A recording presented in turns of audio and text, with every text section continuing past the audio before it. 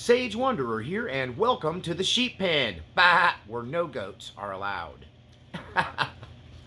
All right, so today I want to continue our discussion about the struggle between good and evil, the difficult task of overcoming the devil, and all of the techniques and methods that we use to do that.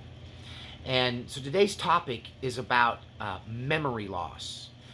Being demonized can cause you to have memory loss. I guess ultimately, memory loss is the ultimate lie. It's the ultimate deception.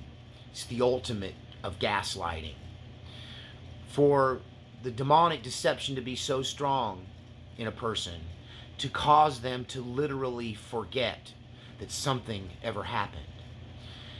This can cause a lot of confusion in the mind of a person. It can cause a person to not be able to recognize a traumatic event from their past that they would need to remember to be able to heal and overcome it.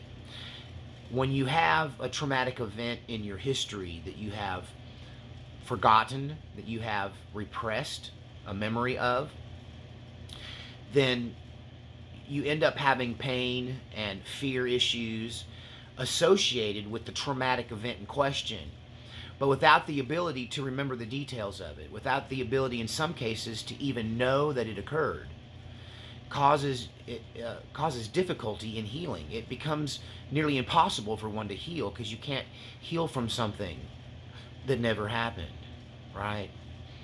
And so that's one concept of memory loss being associated with trauma. Memory loss can also be associated with demonic deceptions. I knew a person that was a horrible liar. And when I mean horrible, it was horrible that they lied so good. Like, they were such a good liar that it was impossible to unravel their lies. And I was involved with this person's healing over many years. And when you would catch this person in a lie, they would never admit to it. They would act like you were crazy. It was gaslighting on a whole nother level. But I came to understand through helping this person through their healing process that this was actually a demonically inspired self-delusion that was so full and complete that they really thought you were crazy. That never happened. And when I got this person through their deliverance and they were looking back on those instances, they were able to recognize that they had told themselves, or this demonic entity that was enslaving them had convinced them at the time something happened. Like, they would do something horrible to someone, right? Tell a horrible lie on them, start a horrible rumor about them, do something really underhanded to them, and then, or let's say cheat on your husband, or let's say, to set up a whole false reality about something, a false narrative, for instance, and sell this really detailed lie to everybody. That the way they did this, and why they were so successful at it, why they could virtually pass a lie detector test when questioned about it, was because they told themselves and convinced themselves immediately following whatever incident they wanted to disappear, they would convince themselves that it never happened. That never happened. That's to just act like it never happened. They were able to cause memory loss in their own mind. And it took deliverance from the demonic. It took healing for this person to look back and go, no, I did those things. I remember now. But they couldn't come clean because to them, it never happened. So memory loss, repressed memories, blackouts, psychotic blackouts, all of these are related to intense demonic interference in your life. It can cause you to do things and then block them out. It can cause you to block out things that have happened to you. One of the doors that we talked about when we talk about closing doors and windows, if you remember that episode of this series, I talk about how the devil uses various ways to gain right to you. And trauma, especially childhood trauma, is the number one way that the devil gains control of people and gets a hold of them. Once you have been victimized, once something horrible has happened to you, especially as a child, it's easy for the devil then to reshape your mind and your thinking and your personal defenses and implant in you during this festering, during this beginning of the healing process from a traumatic event or series of events. But to engineer into your defenses in response to that certain demonic holds and ways of thinking and controlling a person. And it's really what narcissism is kind of built on, that the demonic will take an injured child, a victim of child abuse or of bullying, or even some traumatic event like a car wreck or a murder in the family or death, right? And they will cause, these demons will manipulate this person in their brokenness and intertwine in them certain ways of thinking, behaving, and responding, right? It's the ultimate in brainwashing. And one of the things that the demonic can do, if it suits them, and this happens quite regularly, is to cause certain things to be forgotten by this person, to be put away into the sea of forgetfulness. And recovering repressed memories of childhood trauma is one of the biggest obstacles to overcoming and to healing from, and to be renewed from that, because you can't get healed from something you don't remember. It keeps you in denial. But through prayer ministry, also through psychology, through talking it out, over time heals all wounds. Eventually, suppressed memories will be recovered either through divine intervention, through psychological or hypnotherapy, or just because it's time for it to come out. Certain people who have reactions and they black out in a rage, it's the same kind of demonic obscurement in the mind. I don't know how they do it, except they more than likely convince you to do it. That in the trauma, in the pain, in the moments immediately following whatever disastrous thing has occurred, that demonic voice can get into your mind and convince you that the best way to defend yourself is to forget this ever happened. I don't believe the devil has the ability to cause you to forget or to destroy your memory or to black you out. But what really happens is he convinces your mind to do it in self-defense. This is why a lot of repressed memory analysis and psychology, they tend to not recognize the demonic's involvement in it, because it is in fact the human being causing the memory lapse. You are able, through mind over matter, to edit your own memory. And so what happens is the false narrative, the devil comes in and he gives you many reasons why forgetting this is the best thing for you. Because the devil's ultimate goal, these demons' ultimate goal, is to get you to forget about this so you can't ever get healed, so you can't ever think it through, so you can't ever overcome it. So it will always be this black hole of shame that you know on a subconscious level is there, but you can't access it for healing because the devil has covered it up. Really, it's the ultimate cover-up of a crime. Now, I believe that there's a lot of people walking around with repressed or forgotten memories, things that have been intentionally put away. This is at the basis of the MK Ultra training, where they engage in horrific torture to cause a human being to split personalities. This is also a demonically inspired plot. It's pushing the human mind to its full capacity, to cause it to be able to create an illusion to the point where you can become someone else that this thing didn't happen to, someone else who didn't get abused. You can change into someone who didn't have to put up with that, or didn't do that awful thing, or didn't have that horrible thing happen to them.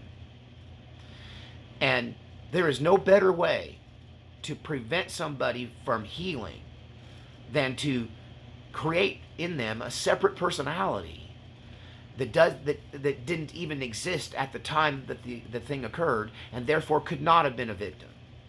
They weren't there. That wasn't them. That happened to some other person. It's the ultimate in self-delusion. And I want you all to know that for some time now, I've been receiving my sermons from God in a very supernatural way. It's always been supernatural. It's part of doing what I do, is being able to plug into and connect to the supernatural. But I've been getting my sermons on time in the middle of the night, every night now, for some time. And these sermons, I just wake up knowing. And then I go back to sleep, and I toss and turn, and I guess I write these sermons in the night, and then when I wake up in the morning that I have them. But one thing God spoke to me in the night last night when this sermon came to me is that there are people that are going to hear this, that are going to have the courage for the first time to open that dark door of forgetfulness, to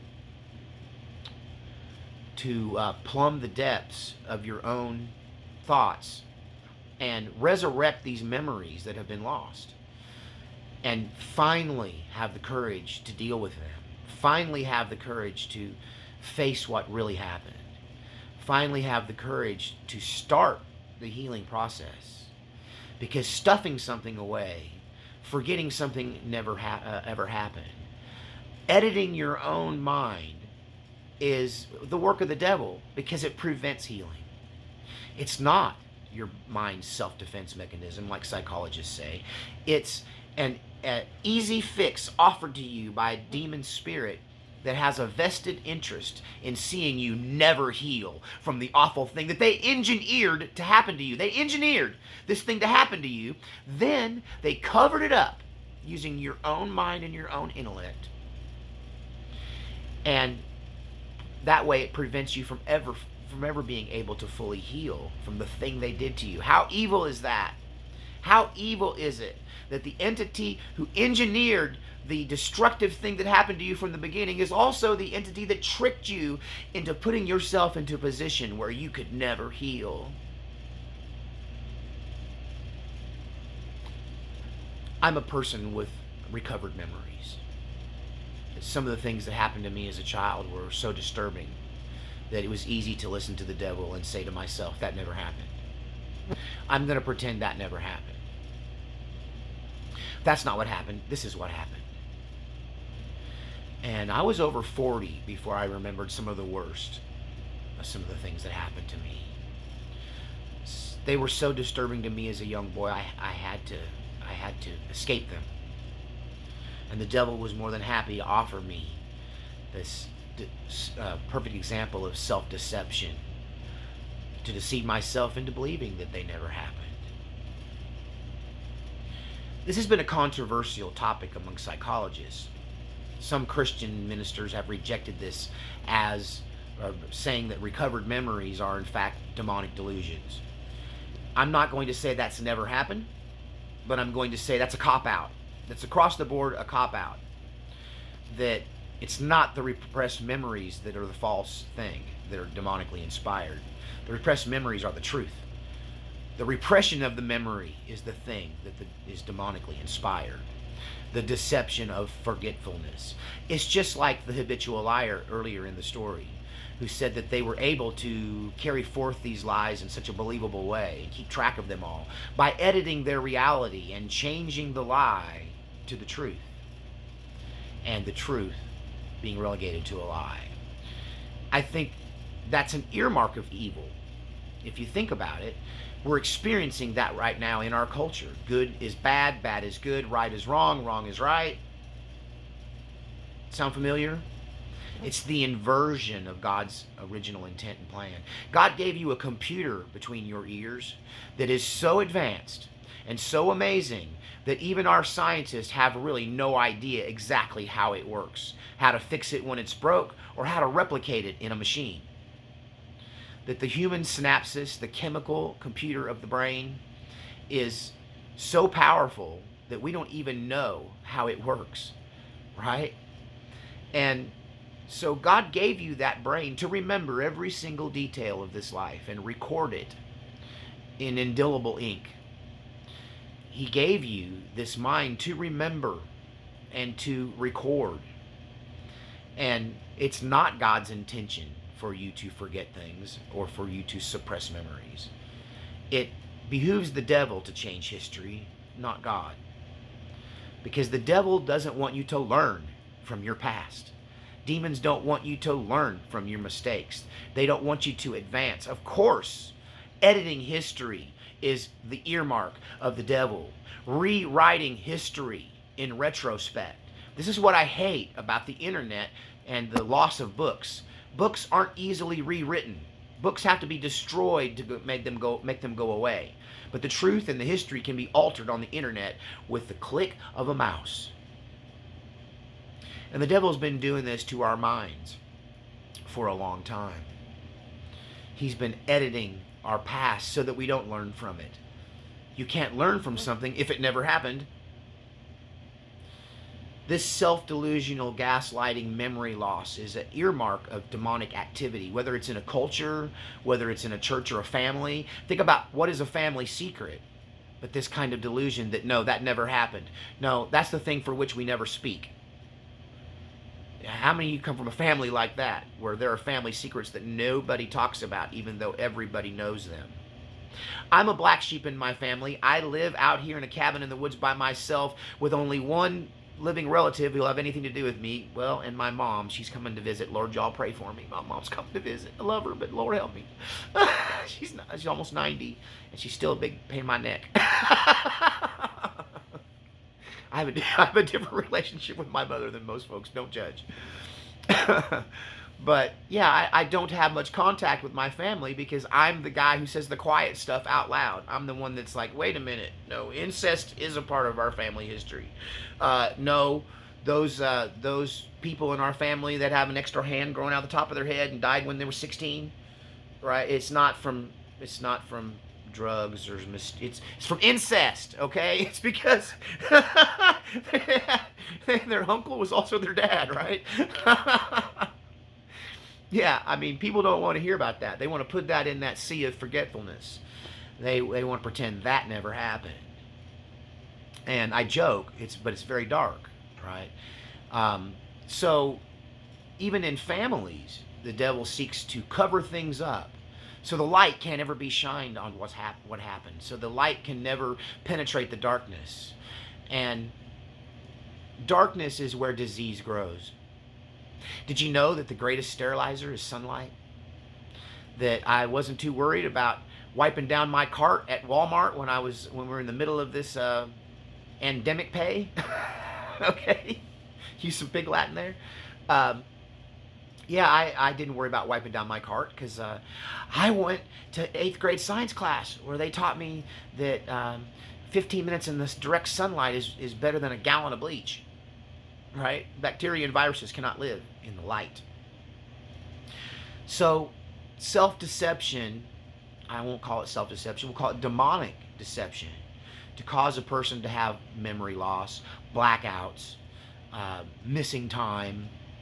All of this is not a natural human response as much as it is a demonically led response, designed to give the enemy the space it needs to prevent the healing, to prevent the sunlight from sterilizing the situation, to prevent the growth. Nothing grows in the dark, right? Nothing grows in the dark. And so, how do you overcome this? Well, in my case, it was just time. It was time. I knew that it was at the root of my sexual addiction and issues. And it just, when I started dealing with that directly, that's when my repressed memories came back. And so much of my life and childhood made sense. Because there was a small piece of information missing from my history. Something I'd convinced myself had never happened, but it did, and it went on for some time. It wasn't just one event, right? That was necessary for my healing to occur. That God had to reveal that to me. So, like all things, if you need healing, for me, healing starts and ends at the foot of the cross. Healing for me starts and ends at those welts on the back of Christ. As an abused child who had nothing like what was pictured in the motion pictures with Jesus when he was being beaten with the cat o' nine tails, but the imagery is the same. They just didn't have the metal barbs into the belt that tore the skin. But I've been beaten like that to the point where I really melted down when I saw Roots as a child, and I saw Toby being beaten, and it really drove home what had happened to me. It touched me. It just seeing it on somebody else, right? Seeing somebody else being treated without mercy, right? You see, there's still healing. Healing is an ongoing process, but you can't heal what you can't see. And you can't grow without being exposed to the light. And so I just pray that and God told me this in the night. God told me this at 3 o'clock in the morning, that I'm bringing this sermon to you because somebody listening is going to have a repressed memory soon surface. And you need to know that it's according to God's will that this surface, so that you can finally face it, so that you can finally see what's happened. And I don't know, I feel like I'm talking to somebody in particular right now. God brought this message for someone. It's going to benefit everyone. It's going to be out there, but someone in particular this morning needed to hear this. They needed to hear that it's the devil that caused you to forget. And he wants you to forget because he doesn't want you to heal. And unfortunately, sometimes you have to remember things, pull them out and look at them in detail before healing can take place. And you can't grow unless you're exposed to the light. So it's okay to bring this thing out and look at it. It's time. It's time. If you're hearing this message and you have a repressed memory, it's time. It's time to be courageous and look in the dark corner that you know is there but you don't want to look at. And it will explain your compulsions. It will explain your enhanced self-defense mechanisms that can be unruly and unmanageable, right? That I'm telling you what, you want to see a crazy, psyched out SOB. You have a rapey kind of muscular kind of guy who's maybe a little bigger and stronger and more intimidating than me come up and start pawing me and pushing on me and pulling on me, and you want to see a man lose his mind. You want to see somebody, it hadn't happened in a while and I'm still working on it, but I will literally beat you to death or die trying. I will rip your arm off and beat you with it. I will come unlit. I'm just telling you, I will just explode. That's a weakness I've been working through. And God put a guy in my path that, every time I see him, he does me that way. And no one else gets it. To them, he just looks a little over-friendly, a little over-aggressive, a little over-manly. But it triggers me. I guess there's that word, trigger, that we all hate. But when you're unhealed, it's not being triggered, it's being poked in an unhealed spot. So even after remembering what happened to me, even after years of ministry, receiving ministry, ministering to even to other people in their healing, I still have areas that God's dealing with me in. And God put this annoying guy in I fought him last summer, but he's still around. And now I can't really beat him up because he busted his leg up in a storm over the winter, and it wouldn't be fair, right? He's a little crippled now a bit. He's got a leg he drags now. That's for another video. It's not good to start something with me and pick on me. God don't like it. God might give your guardian angels the day off. You go messing with me. But nonetheless, I'm getting sidetracked here into my own pain. But, you know, I couldn't get healed from that if I didn't remember what had happened to me in the past that caused me to feel that way. And until I had the repressed memory come up, I didn't know why. Some guys I just wanted to, just like I was a preacher, and I'd be trying to deal with somebody, and they'd get a little mouthy with me or something, and I'd have to leave, go outside behind the church, and like, you know, scream out to God and throw a little mad fit and like, because I just want, I go all Alex Jones on you, right? I think you've seen the peace of God envelop me over the last 5 or 6 years I've had this channel. Because it's coming up on 6 years now, 5.5 years. So you've probably seen me grow, and you've seen the sage rage less of a thing. And that's because I am getting healing. You know, I only had my repressed memories come to the surface about 13, 14 years ago. And it's part of the stuff that was part of the process of me going through that sex addiction period of my life. If I hadn't gone through that, who knows if, I mean, that's what cracked it open for me. But like I said, it was time. But I never dreamed I had repressed memories. The memories I had were bad enough. I was already understanding that I had a lot of healing to do from the things I could remember. And when those, at the age of 41, those childhood memories resurfaced again, it was tough, but it was the beginning of my healing, and I'm so much more peaceful now. I'm so much more at peace. I don't respond to any kind of, you know, aggression like I used to. It still gets me. I still struggle. I won't lie. There'll always be a scar. It's part of healing. But repressed memories are an obstacle to healing. And so somebody out there that's listening to this, you're going to remember details about things that maybe were just vague in the past. It may not be a complete set of memories that were completely erased, but rather some of the more gory details you managed to hide away in your own mind so as to not have to face them. And it's time to take them out and dust them off.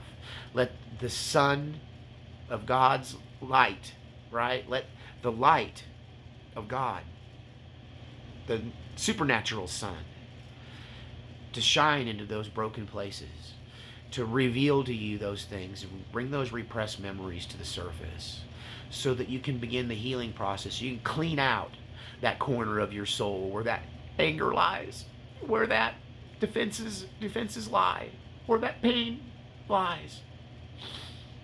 I'm not crying for my pain right now. I'm crying for your pain, because I can feel someone out there. And you might have just had a repressed memory come up. It's okay. It's not fake. You know what? I don't have to tell you that, because repressed memories that surface are often very detailed. Very, very detailed. And there's no doubt when you recall them that they happened. Even though the devil's always trying to make you doubt it, because if it never happened, that makes you even crazier now, doesn't it? Oh, that's even another level of gaslighting. The devil's interference in your thinking is a never-ending issue. You just have to keep them prayed away. And that's easier said than done sometimes. It is why the Bible instructs us to pray without ceasing. Because the devil can't talk to you if you spend all your time talking to Jesus. I'll leave you on that note. And I want you to know that you can email me if you want prayer. Ask for prayer in the comment section, because my people on this channel will pray for you. They will. I've seen it. Taking care of one another is what we do in the sheep pen. And on that note, I need y'all's help to take care of me so I can continue to wake up at 3 o'clock in the morning with messages and spend all day long delivering them, and then spend the ensuing days taking care of things. So and responding to people. So I'm So I'm getting a little confused here because somebody's trying to dial in. I really need to turn this on airplane mode when I record. I'll learn my lesson one of these days. But I do need your support so I can continue to make these videos. I can continue to bring you this truth. I can continue to eat and have lights and stuff like that. So you can make a contribution in the PayPal in the description there. You can send me a gift card. Love those gift cards to the P.O. box, which is in the description. Send me a check, cash. I got a one couple out of Ohio that I'm going to sing them a quick song. There's nothing wrong with Ohio except the snow and the rain. I really like Drew Carey and I'd love to see the Rock and Roll Hall of Fame. So there you go. There's your Ohio song. They hit me with $5 every now and then, and they sent me some pictures. They're a hip musician couple. But so whether it's $5 or whether you're tithing a couple $100 a month or more to what's going on here, I value it. I do need your help. Thank you so much. And you can make contributions through PayPal or Patreon as well. That's an easy way. I don't give you any extra content over there, but you can still have that automatically deducted, so you don't have to think about it.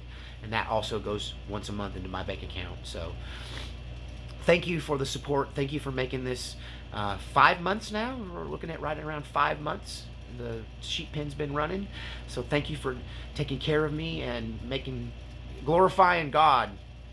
This time in my life has done more to prove God to me through y'all, through this ministry. It's confirming everything I always knew about God and how great He is. All right, I'm going to leave you with this blessing. May the Lord bless and keep you. May His face shine upon you. May He surround you in His ring of fire and hedge of thorns of protection. May He send mighty angels of sufficient rank, authority, and number to defend you and rout the enemy from your midst, driving them away from you. And then may He surround and envelop you in His peace, the peace of God, the peace that surpasses all understanding. In Jesus' name, we'll see you next time on the Sheep Pen.